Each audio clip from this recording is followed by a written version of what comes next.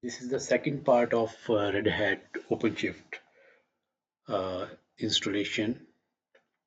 And in our first part, what we did, we provisioned the basic infrastructure, the virtual machine, the basic configurations, and we logged into our Red Hat developer account to create the OpenShift cluster for 60 days trial, and we set up our load balancer on Red Hat Enterprise Linux. So now we have to deploy our OpenShift cluster. We generate an ISO file that is based on Core OS, and we download that ISO file. We upload in our data store. So let me log into my console redhat.com/OpenShift. This is a list of my clusters. So this cluster we created. So in this cluster, we are done with cluster details. We are done with the operator settings. We have not selected any operator. We use the DHCP based method and host discovery.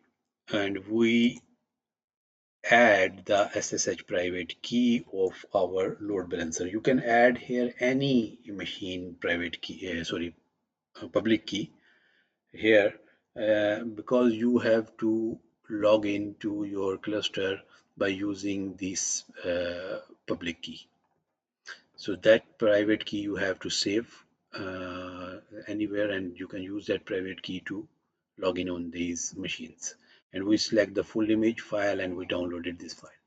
Now our hypervisor, uh, these machines I created, and if I edit this virtual machine,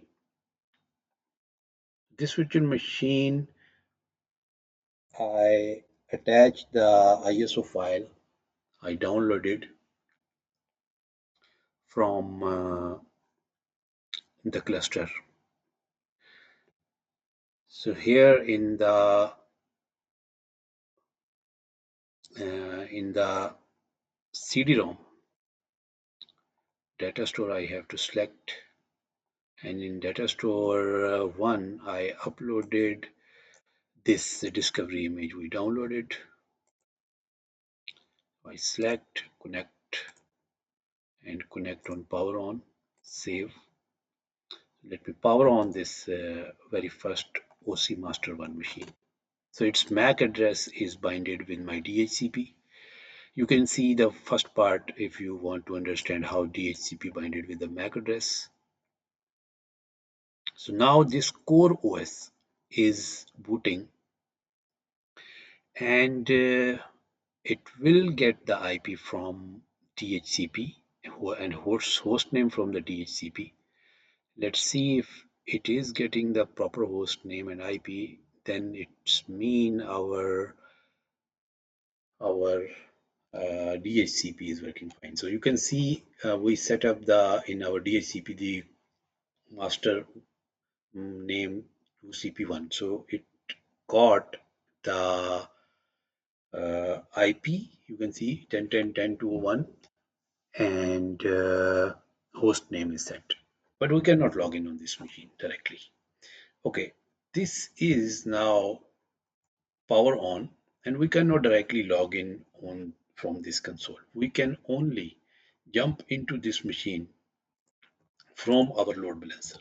So this is our load balancer, and I can do SSH.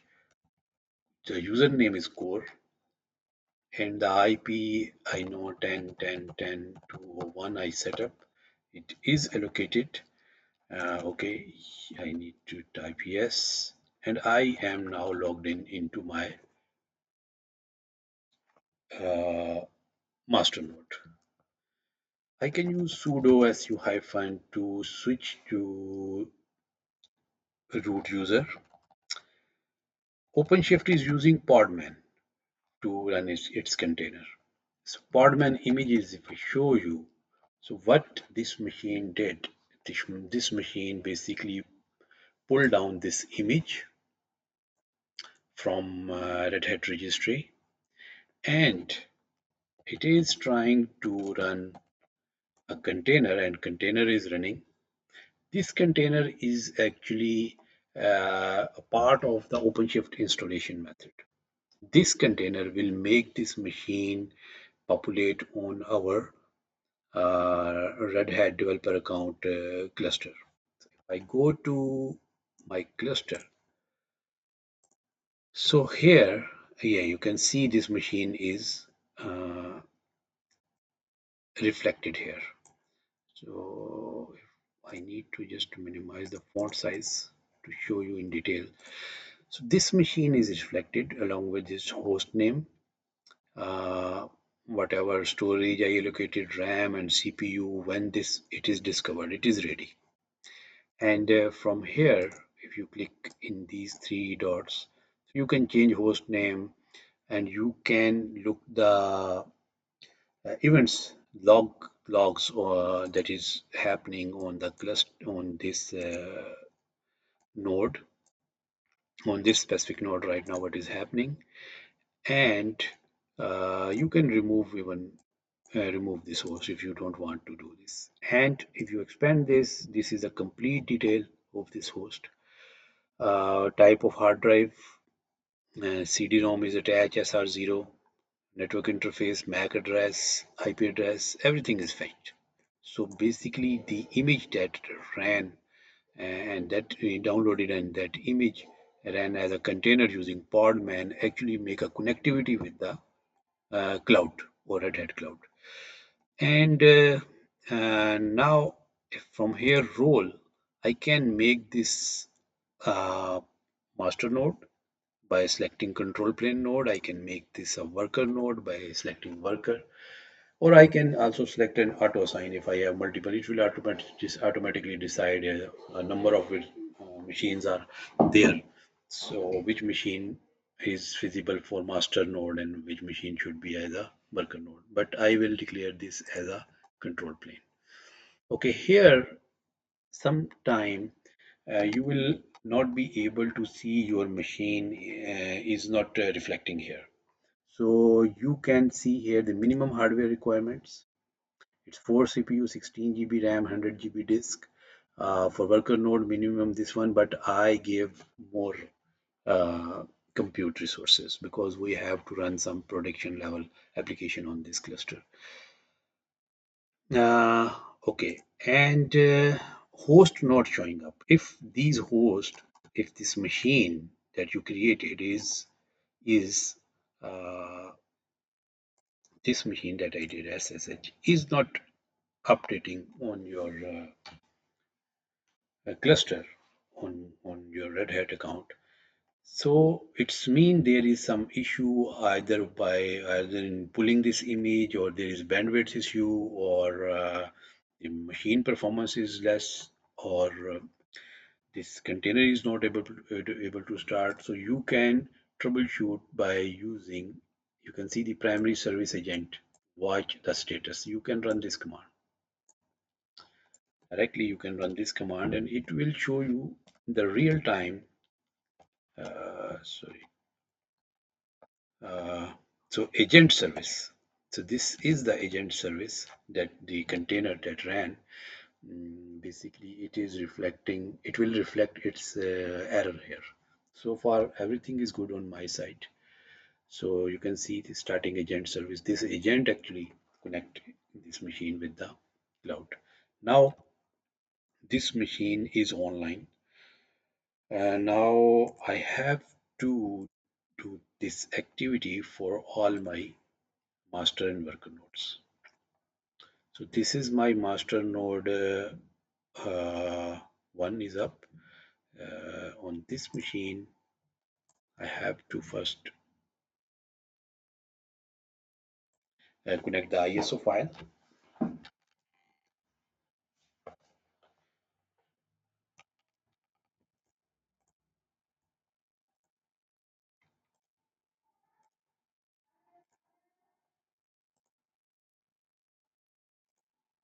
and I just need to power on this machine.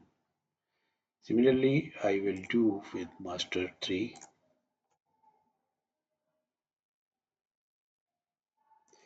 Here I have to select the ISO,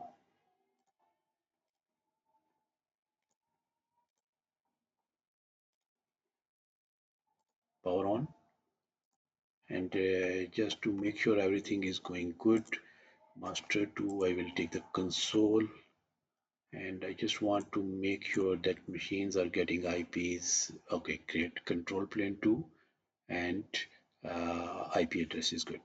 So maybe there could be some error while typing your MAC address. A small typo error can make issue in bad MAC address that will not match in the DHCP, and it will get a random IP and will not get the proper host name. Okay, this machine is also up. So we can now jump into all these machines and we can see the logs. So I was showing you host not showing up. So if you read all these information, these are all the troubleshoot uh, values to of your uh, worker and master nodes. So SSH into your machine, how you can see the private key we have to give, and username is core, same we did. And I have not provided the private key because I have only one private key and I logged in with the same user that generate the private key. So in that case, you don't need to provide it. If you move this private key somewhere else, then you need to provide like this. If you are unable, then you need to perform these steps. And these are some troubleshooting. And if you can jump into the machine and you can run this command on your worker and master node to see either agent is up or not. If this process is reflecting, it's mean it started. And you can see this. I ran this command general control to look the logs, and these are all the troubleshooting related stuff. And check your VM reboot configuration. So you can run these commands to see when these machines are rebooted and what happened. These are some logs. Now uh, I should be able to see rest of the machines. So you can see my uh, all machines, all master nodes are reflected. So I will assign, by default it is selecting control plane plus worker. So I just want to, yeah, control plane plus worker, and and I want to now I will power on my remaining worker nodes. This is the worker node. Here I have to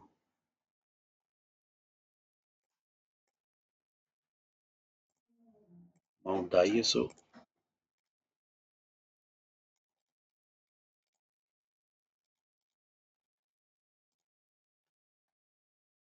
worker 2.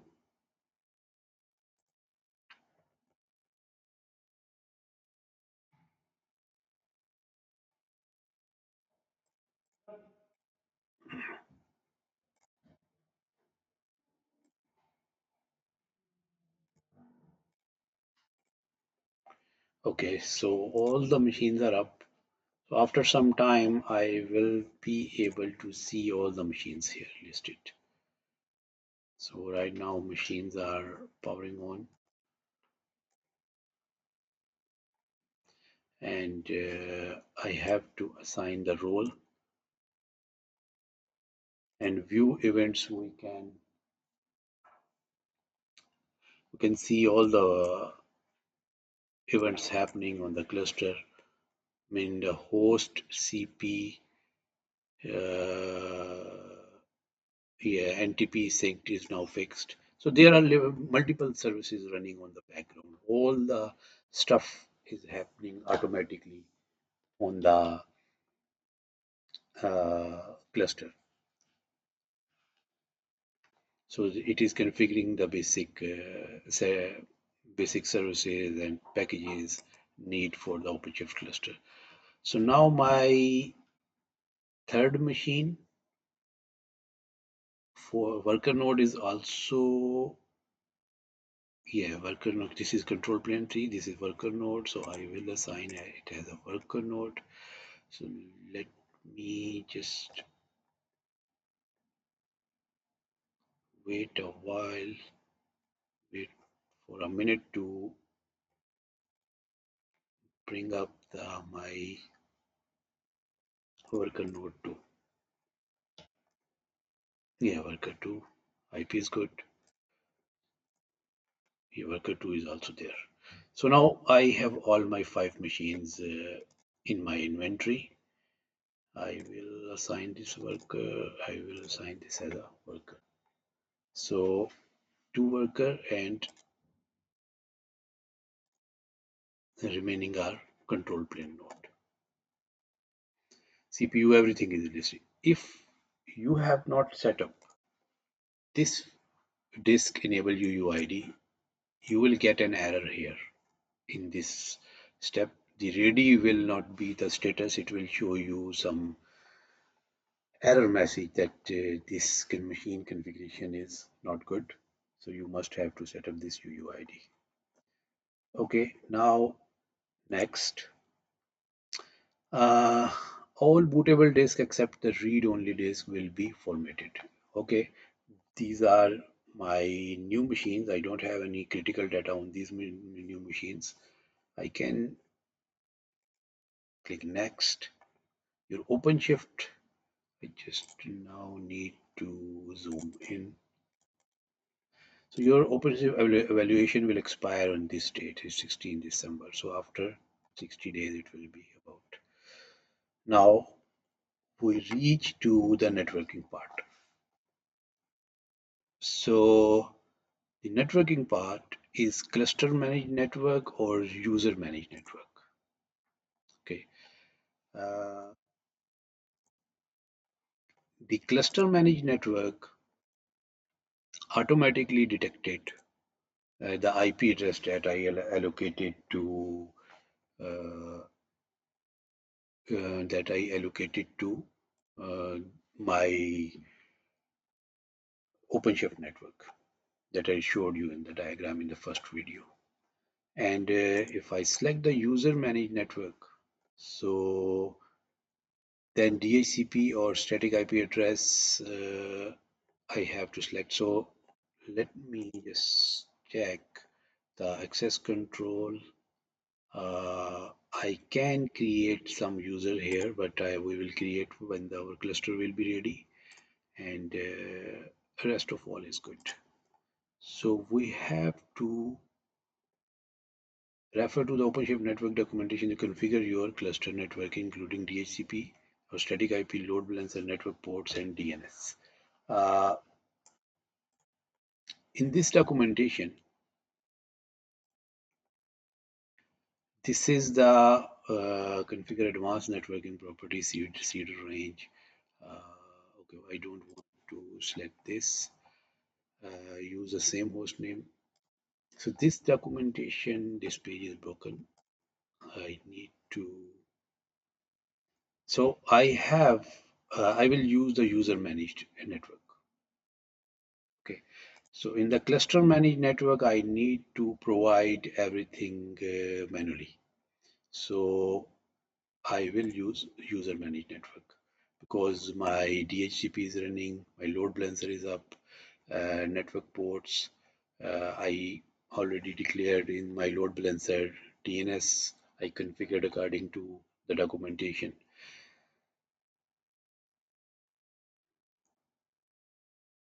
So it is saying that I don't have any subscription because in the developer account subscription, support is not available. So 60 days trial it will work. And now next.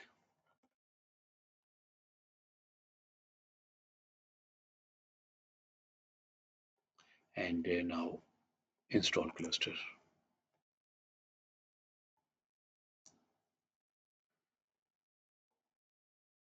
Now this bar will show you the total progress of the cluster installation. And here what is happening, preparing for installation, it is installing some packages, dependencies, lot of things on the background. You can click here, you can go in each machine and you can see the logs, or you can view, click here the events, and there are 12, you can see the pages are so far for the events happening. So it is in the very first page, it is showing us the latest one.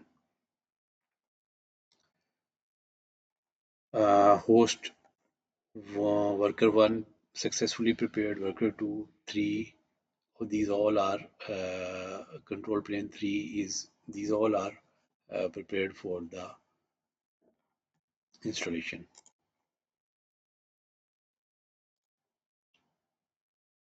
So now we just have to wait, and it can take about depends on the your bandwidth, internet bandwidth, and your hard drive performance, and your compute resources you allocated. So if everything is good, it will take max 40 to 30 to 40 minutes to complete the installation. So I will pause the video here and I will resume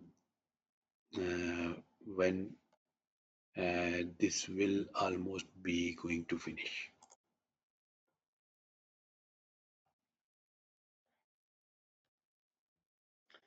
So now you can see some the installation progress is about 14%. The cluster events, there are let me just go down.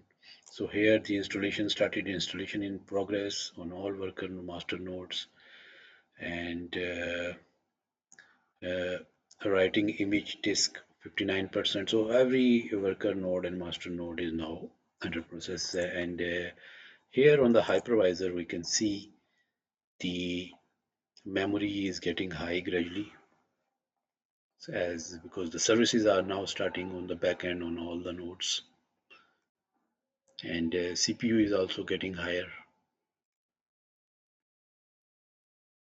At this pace, you will also notice that it is going higher. So here are the latest logs. So now its installation about reached to 36%, and control plane there are a total 7 tasks, 3 completed. Here 7 tasks, 3 completed. Here 10 tasks, 3 completed. Why here 10 on one of the master node? I open this HA proxy dashboard that I showed you in the first part 2. So this is a dashboard where that is showing us so far API service is down on all master nodes.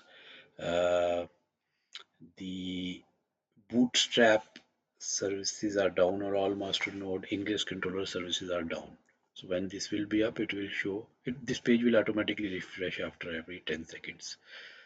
So this dashboard will also show you what services are going up gradually. And here, this machine is acting as a bootstrap. Bootstrap is the centralized machine that is pushing all the required packages and the basic configuration of the OpenShift cluster, the Kubernetes, the OpenShift cluster. So whatever we did manually while installing the Kubernetes, so this is now this will be done by the bootstrap. So when we install the IPI based installation, it's a bootstrap file we have to create, the config file we have to create, where we will define the whole infrastructure of the cluster. So there will be a dedicated bootstrap server that will be responsible to deploy the cluster.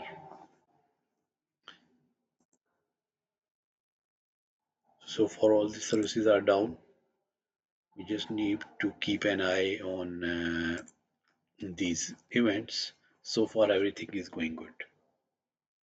Waiting for the control planes, which is worker node 2 is waiting to join the cluster, uh, but so far control plane services are down.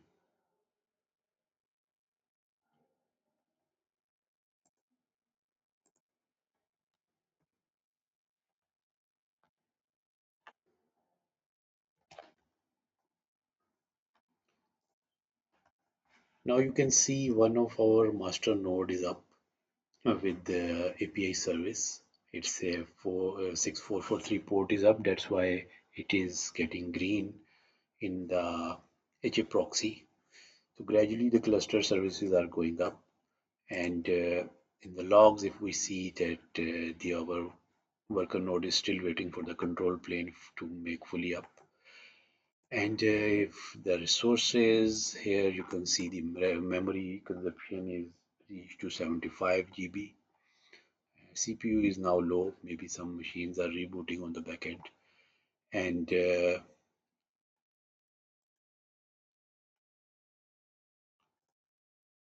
so this dashboard. And another thing here we have to notice the download and save your kubeconfig file in a safe place. This file will be automatically deleted from assisted installer service in 20 days. So this cluster will be listed on your Red Hat account, and we can download this kubeconfig file. So this is the same kubeconfig file we used for our